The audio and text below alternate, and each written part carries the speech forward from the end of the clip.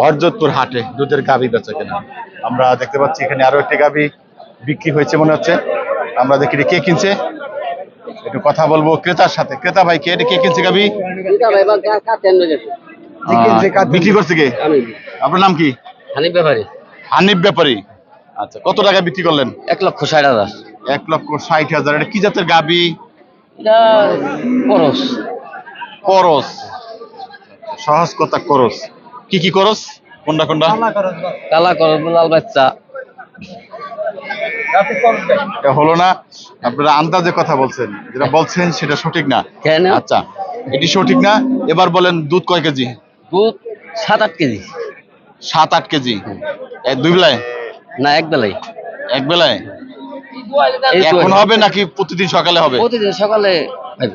কাশি বাচ্চা তো এখন তুই। বাচ্চারা কয়দিনই? বাচ্চাটা কে তাগি? কি বকনা না সার? বকনা। বকনা। আচ্ছা, প্রতিদিন কয় কেজি পাবে সকালবেলা? প্রতিদিন